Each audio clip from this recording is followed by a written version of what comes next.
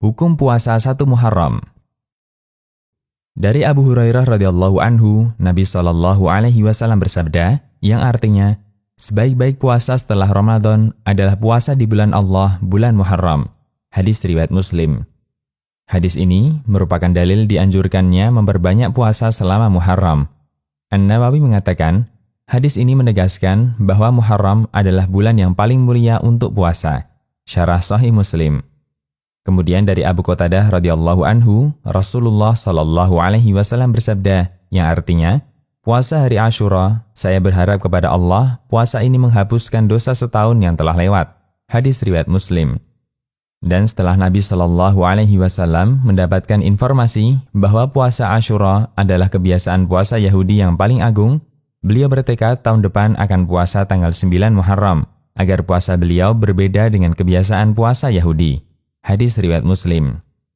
Berdasarkan keterangan di atas, kita sepakat bahwa dalam puasa Muharram, Nabi Shallallahu alaihi wasallam tidak menentukan hari khusus yang paling istimewa untuk puasa selain tanggal 9 dan 10 Muharram.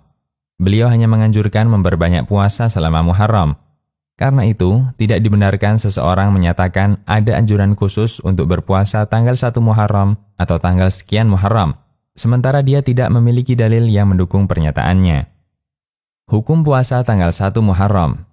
Satu prinsip yang penting untuk kita garis bawahi, bahwa satu amal yang sama bisa jadi memiliki hukum yang berbeda, tergantung dari niat pelakunya.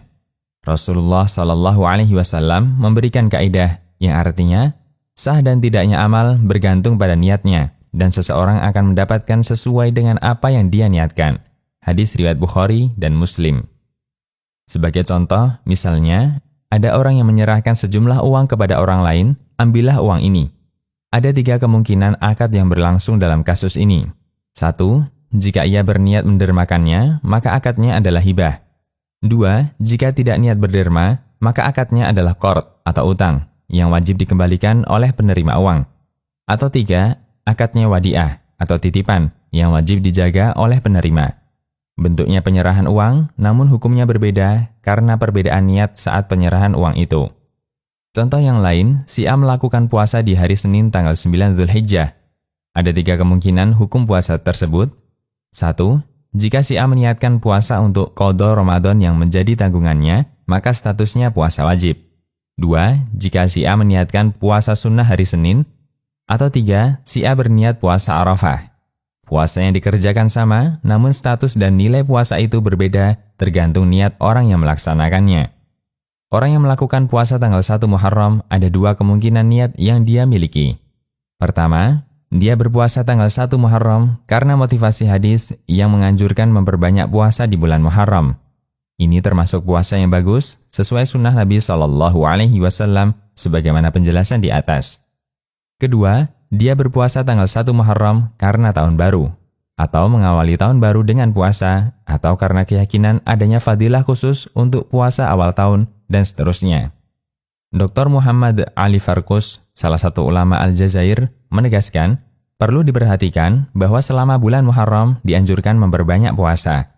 Tidak boleh mengkhususkan hari tertentu dengan puasa pada hari terakhir tutup tahun dalam rangka perpisahan dengan tahun Hijriah sebelumnya, atau puasa di hari pertama Muharram dalam rangka membuka tahun baru dengan puasa.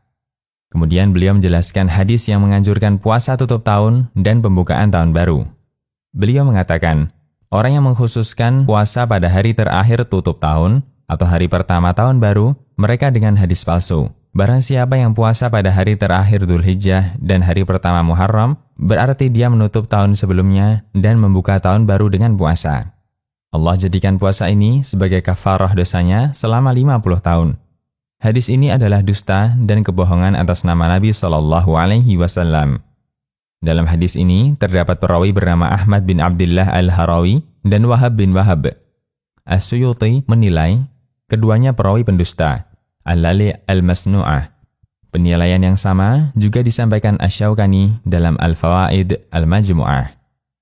Peringatan Al-Hafidh Abu Syamah. Banyaknya amalan yang beredar di tengah masyarakat terkait tahun baru Hijriah menjadi sebab para ulama hadis mengingatkan masyarakat untuk menghindari amalan semacam itu. Di antaranya Al-Hafidh Abu Syamah, seorang ahli sejarah dan ahli hadis dari Damaskus. Dalam kitabnya Al-Bahis ala Inkar Al-Bida', beliau menegaskan bahwa berbagai hadis yang menyebutkan keutamaan amalan di akhir tahun atau awal tahun, semuanya hadis yang sama sekali tidak ada dalam kitab hadis, atau la aslalahu. Dan derajat ini lebih parah daripada hadis palsu. Beliau mengatakan, tidak ada riwayat apapun yang menyebutkan keutamaan malam pertama Muharram. Saya telah meneliti berbagai riwayat dalam kitab kumpulan hadis yang sahih maupun yang dhaif, atau dalam kumpulan hadis-hadis palsu, namun aku tidak menjumpai seorang pun yang menyebutkan hadis itu. Saya khawatir, wal'iyadu billah, hadis ini berasal dari pemalsu yang membuat hadis palsu terkait tahun baru. Al-Bahis ala Inkar Al-Bida' wal Hawadith. Demikian, Allahu a'lam. Konsultasi Syariah.